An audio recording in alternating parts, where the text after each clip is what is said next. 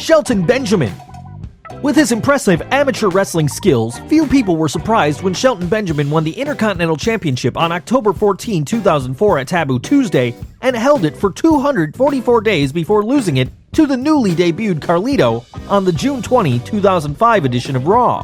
By 2006, Benjamin had regained the belt, this time defeating Ric Flair on the September 18, 2005 Raw with some help from his storyline mother, Mama Benjamin. Working as a heel, Benjamin challenged Rob Van Dam for RVD's recently won Money in the Bank contract, their match set for 2006's Backlash. Before the match, RVD challenged Benjamin to face an opponent of RVD's choosing, with the stipulation that if Benjamin lost, he'd have to put the IC strap on the line at Backlash. Here, RVD surprised Benjamin by sending Shelton's former World's Greatest Tag Team partner, Charlie Haas, after him. Having worked alongside Benjamin for so many years, Haas defeated Benjamin. If that wasn't bad enough, Benjamin lost the match at Backlash along with the Intercontinental Championship. Mickie James. When Mickie James entered WWE as Trish Stratus' #1 fan, it quickly became clear that she came from the John Hinckley Jr. school of fandom. Mickie's behavior became downright scary as she began some downright creep-tastic behavior, emulating Trish's finisher and dressing up as Trish during a Divas Halloween costume contest. To make things more confusing, James seemed to have developed romantic feelings towards Trish.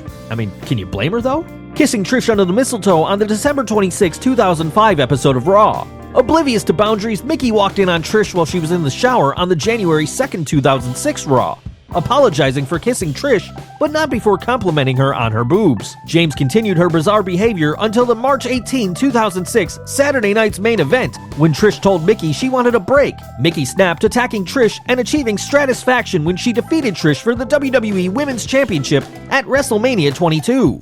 James's behavior was nuttier than a squirrel turd, but Trish proved she could play mind games too when she dressed up as James on the April 10, 2006 Raw. The next week, Trish showed up once again dressed as James, this time bearing a gift, a big mystery box. Inside the mystery box was Jack, ex-boyfriend of Trish Stratus, who was secretly having an affair with Mickie James. Trish not only clobbers James, laying her out in the center of the ring, but also attacks Jack for cheating on her.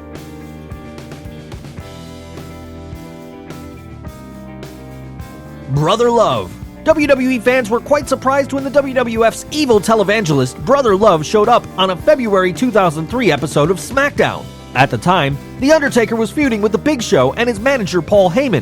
Heyman surprised Taker with a trip down memory lane when Taker's original manager showed up. In case you don't know, Brother Love served as The Undertaker's manager for a brief time before Paul Bearer took over. Brother Love begged The Undertaker to forgive The Big Show for various beatdowns Show had delivered to Taker. The Undertaker wasn't amused and proceeded to chokeslam Brother Love. If there was any doubt whether the American Badass had any love for his former manager, he dispelled them when he tombstone piledrived Brother Love. John Cena. All the young fans may know him as Mr. Hustle, Loyalty, and Respect Guy, but back in the day when WWE had no parental guidance, John Cena was known as the Doctor of Thugonomics. In January 2003, Cena was joined by an enforcer, Bull Buchanan, B2. B2 helped Cena kick off 2003 in a victorious fashion with a win over Rikishi on the January 2nd episode of SmackDown and a win over Chavo Guerrero on the January 9th episode of SmackDown. Both Cena and B2 participated in the 2003 Royal Rumble match but were unsuccessful. Buchanan made a one-night return to WWE on the November 14, 2011 edition of Raw in a segment where Mick Foley was bringing out people from John Cena's past, claiming that Cena had ruined his life. The segment was so boring. And thanks to The Rock, because he ended it by giving a rock bottom to Mick Foley. Jerry the King Lawler. During the Attitude Era, WWF Creative, back when creative actually meant something, made numerous in-jokes about the real-life father and son relationship between Jerry Lawler and Grandmaster Sexay Brian Christopher. While the relationship was always hinted at, it was never acknowledged by Lawler or Christopher, despite many fans knowing about it. This changed in 2011 when Lawler was engaged in an epic feud with announcer Michael Cole. Of course, by epic, we mean epic as in epic fail. The feud was terrible and went on way longer than it should have, i.e. a nanosecond. Regardless, the WWE thought they could up the ante by having Cole bring in Lawler's son on the March 14, 2011 Raw so he could run down Lawler and say what a bad dad he was. Sadly, the feud dragged on for 2 more months after their first match at WrestleMania 27, with Lawler winning a Kiss My Foot match at Over the Limit, an apt title for the pay-per-view and the feud. The Undertaker. The Ministry of Darkness angle from 1999 is fondly remembered by WWF fans as one of the most badass angles during the Attitude Era, except of course for the big reveal of Mr. McMahon as the higher power. In the summer of 2004, WWE Champion JBL was trying to fend off the challenge of The Undertaker. At one point, he brought in two of Taker's former henchmen from the Ministry of Darkness, Gangrel and Viscera. Both men laid out The Undertaker but didn't fare so well in a handicap match on the September 23, 2004 SmackDown. In this case, Gangrel and Viscera should have stayed in the past.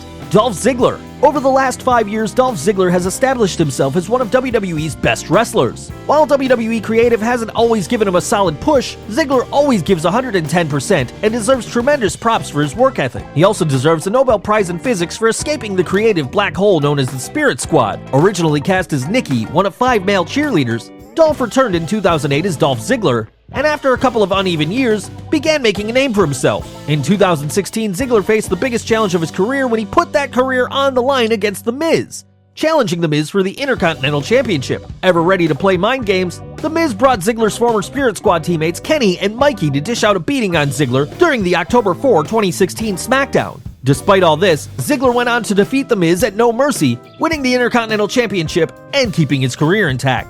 Vince McMahon. Guys, on Monday Night Raw, June 26, 2006, DX mocked Vince McMahon and is considered one of the most hilarious segments. This is how it started. Vince's music played, but Triple H walked out instead dressed as McMahon and mocking his strut as he moved towards the ring. He did a good version of Mr. McMahon. He began, "My son Shane and I are going to beat the holy hell out of D-Generation X, but until then, I'm going to stand here and ramble incoherently for absolutely no reason." Hunter said DX beating him up was more embarrassing than the XFL. Shortly after, Shawn Michaels came out dressed as Shane and did a killer impression of Shane's silly dance. Hunter said Shane is the product of his semen, as indicated on his business card. Shawn said the business empire would be his when his father dies. Hunter said he was actually leaving his fortune to his daughter and the man who knocked her up. Hunter took off his jacket and loosened his tie. They then broke out footage from a Slammy Awards show in the 1980s when Vince did a live performance of Stand Back from the WWF album, which was hilarious. By the way, guys, there were many other things DX said which you need to check out. Shawn Michaels. While The Miz's efforts to psych Dolph Ziggler up by digging up his past didn't work, there is a precedent for playing mind games with a wrestler's past. The Miz must have done his research, recalling 2005's build-up to the Shawn Michaels vs. Kurt Angle match at WrestleMania 21. Prior to their bout, Angle brought in people from the Heartbreak Kid's past, including former Rockers tag team partner Marty Jannetty. Jannetty faced Angle on the March 17, 2005 SmackDown in the Angle Challenge, coming up short after Angle slapped on the ankle lock. That wasn't the only blast from the past. Angle brought in Shawn's former valet, Sensational Sherry, to sing a new version of Michaels' old entrance music, Sexy Boy. Angle's tactics may have worked, as he would go on to beat Michaels by submission at WrestleMania 21. Guys, thank you for watching the Slat Rock channel. Don't forget, if you like this video, hit that like button below. If you want more videos just like this one, hit that subscribe button. You can follow us on Facebook, Twitter, and Google+. And of course, as always, thanks for watching.